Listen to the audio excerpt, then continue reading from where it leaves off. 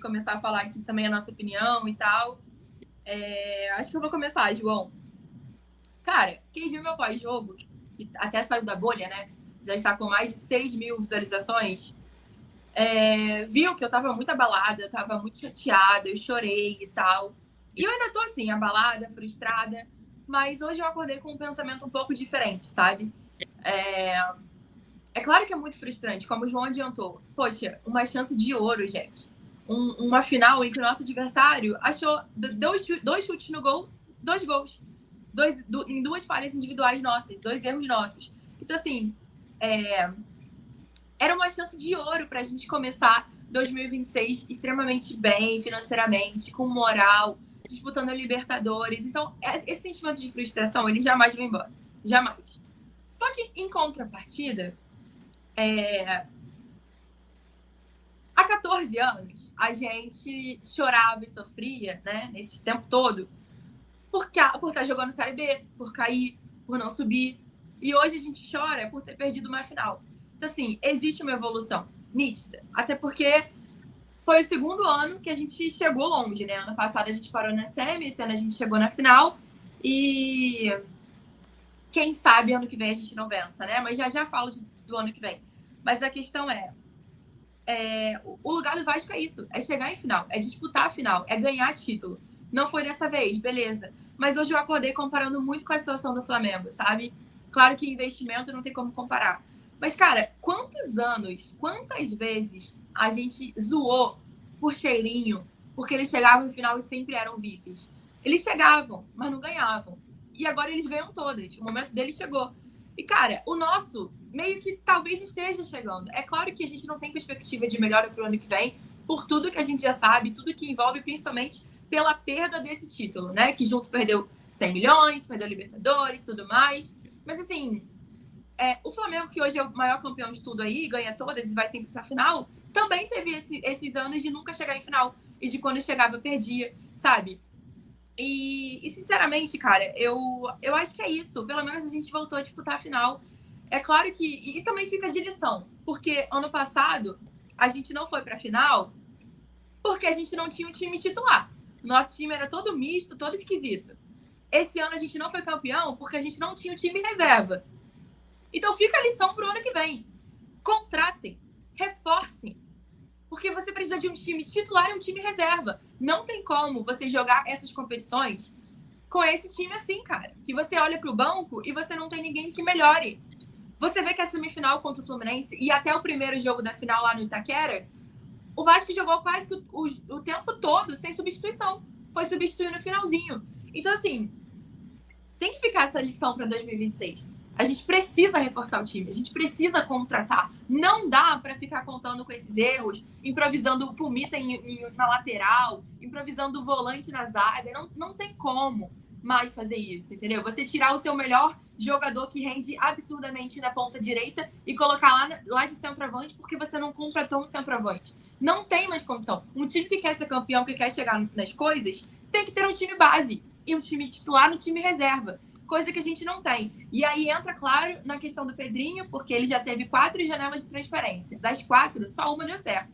Que foi agora, e deu certo mais ou menos, porque teve o erro ali, Matheus França e tudo mais. Mas assim, ponto. Então não tem mais essa desculpa, sabe? Ele precisa contratar bem. Ele tem que contratar bem. Ele tem obrigação. Não dá mais para ficar com desculpa de herança de 777. Não. Já foram 4 janelas de transferência. Daqui a pouco começa a 5ª. E que bom que na 5ª, pelo menos agora, ele tem um diretor de futebol. Porque nas outras ele não foi capaz de arrumar um. Né? Porque era só nome. Função mesmo o cara não fazia.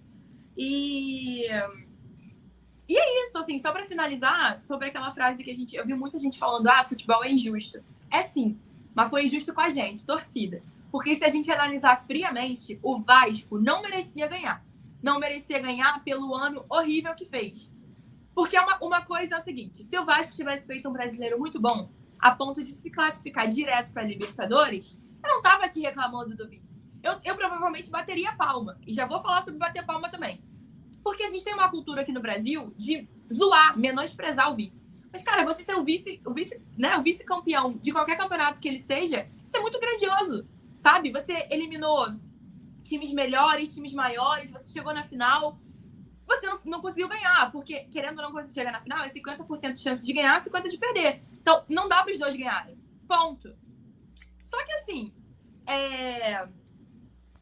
se a gente analisar tudo, o Vasco ter feito o brasileiro que fez e não se classificar para nada, vai para a Sul-Americana por um acaso e quase cair e ficar fora de tudo, aí não tem como aceitar o vice. Não tem como.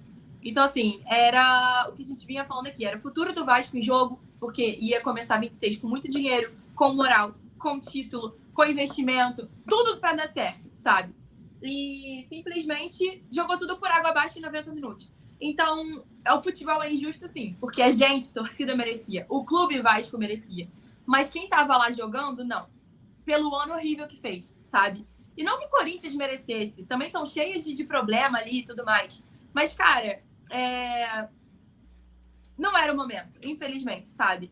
E é muito triste isso, porque mesmo com tantas dificuldades que a gente enfrentou esse ano, no Brasileirão, na Sul-Americana, na própria Copa do Brasil, sofrer pro Operário, que tá na Série C, entendeu? Fazer um jogo difícil com o CSA, passou, ganhou, mas tudo bem, mas beleza, vocês entenderam o que eu falei. Ainda assim, a gente chegar na final e ter uma final, tipo assim, mais fácil de se alcançar, mas não conseguir, por tudo que, pelo motivo que assombrou a gente o ano todo, que foram as falhas individuais, é um reflexo, gente, é um retrato de 2025. Então, assim, é o que a gente vinha falando, o Vasco era a zebra da Copa do Brasil.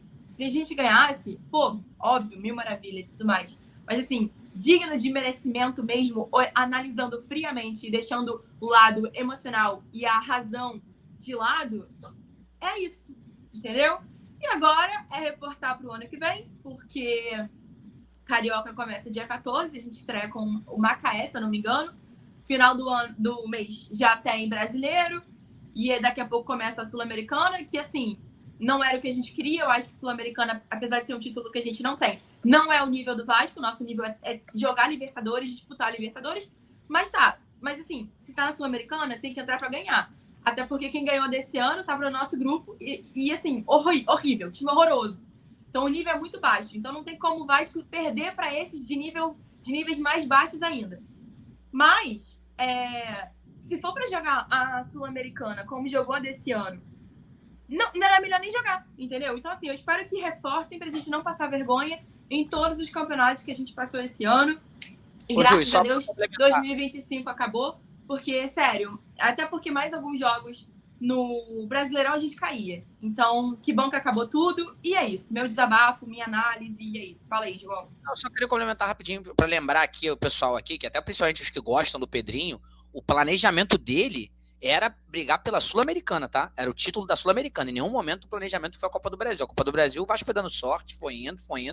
Mas o foco dele era a Sul-Americana, o planejamento era esse. Inclusive, o Vasco poupou no Brasileiro várias vezes e perdeu vários jogos que não precisava perder, porque ele poupou para a Sul-Americana, e ele passou esse vexame na Sul-Americana, que as coisas aqui no Vasco passam muito rápido, mas a gente tomou 2 goleadas na Sul-Americana, uma contra o Puerto Cabello, que fez o Vasco classificar para o playoff, não em primeiro lugar, e no playoff a gente pegou o Del Valle e passou aquela outra vergonha, outro vexame ali. Então, assim, dentro do planejamento do Pedrinho, o que foi feito, a gente passou vergonha, passou vexame.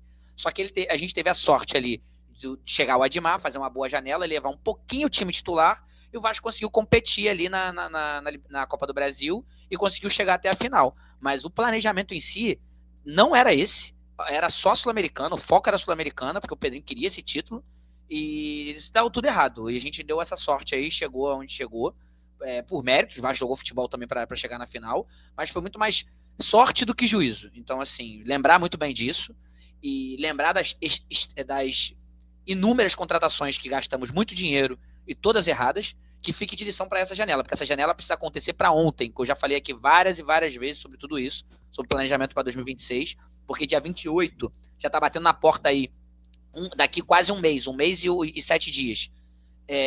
Tá batendo na porta jogo importante, gente. Tá batendo na porta a estreia do Brasileiro, que vai ser num modelo totalmente diferente, e quem não acordar cedo vai ser rebaixado. Então o Vasco tem que acordar agora, nesse momento aqui. Porque se não acordar agora, a gente vai passar sufoco de novo, a gente não vai brigar por nada. Se vocês querem sair daqui com o sentimento de que a gente pode brigar novamente por título, por outros títulos, tem que pensar muito nisso e tem que começar o planejamento de agora pra gente não passar nenhum sufoco, nenhum perrengue. Porque se não levar a sério de agora em diante, vamos passar perrengue e tá arriscado ser rebaixado. Exatamente, João, isso aí.